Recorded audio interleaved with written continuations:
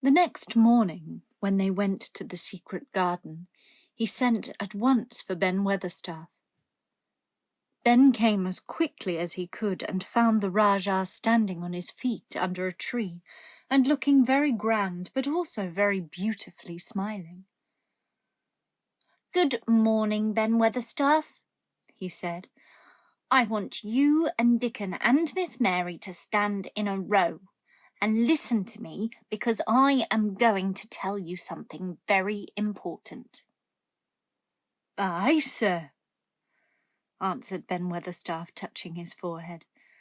One of the long-concealed charms of Ben Weatherstaff was that in his boyhood he had once run away to sea and made voyages, so he could reply like a sailor. "I am going to try a scientific experiment," explained the Rajah.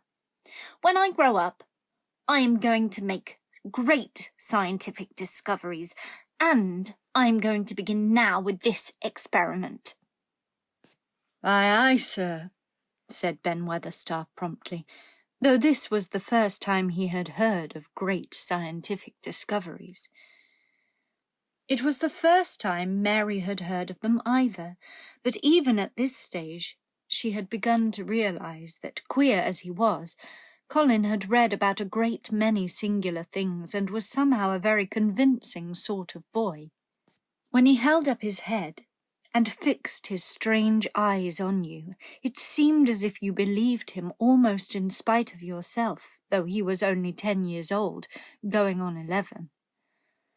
At this moment he was especially convincing because he suddenly felt the fascination of actually making a sort of speech like a grown-up person.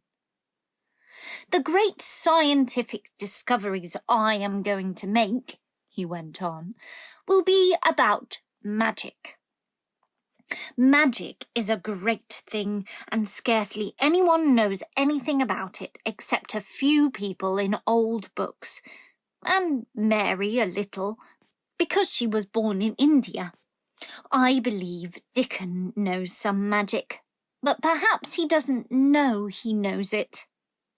I would never have let him come to see me if he had not been an animal charmer, which is a boy charmer too, because a boy is an animal. Only we have not sense enough to get hold of it and make it do things for us, like electricity and horses and steam." This sounded so imposing that Ben Weatherstaff became quite excited and really could not keep still. "Aye, aye, sir," he said, and he began to stand quite upright. "When Mary found this garden, it looked quite dead," the orator proceeded. "Then something began pushing things up out of the soil and making things out of nothing. One day things weren't there, and another they were. I had never watched things before, and it made me feel very curious. Scientific people are always curious, and I am going to be scientific. I keep saying to myself, what is it? What is it? It's something. It can't be nothing. I don't know its name, so I call it magic.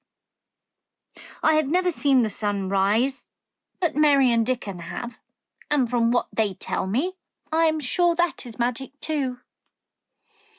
Something pushes it up and draws it. Sometimes since I've been in the garden I've looked up through the trees at the sky, and I have had a strange feeling of being happy, as if something were pushing and drawing in my chest and making me breathe fast. Magic is always pushing and drawing and making things out of nothing. Everything is made out of magic. Leaves and trees, flowers and birds, badgers and foxes and squirrels and people. So it must be all around us. In this garden, in all the places. The magic in this garden has made me stand up and know I am going to live to be a man. I'm going to make the scientific experiment of trying to get some and put it in myself and make it push and draw me and make me strong.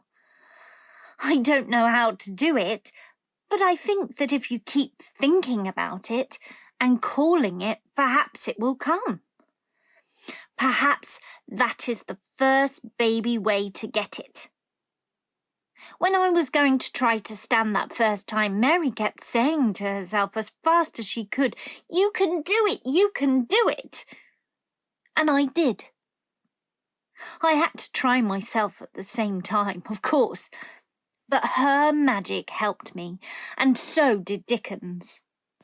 Every morning and evening, and as often in the daytime as I can remember, I am going to say, "Magic is in me. Magic is making me well." I'm going to be as strong as Dickon, as strong as Dickon. And you must all do it too. That is my experiment. Will you help, Ben Weatherstaff? "Aye, aye, sir," said Ben Weatherstaff. "Aye, aye."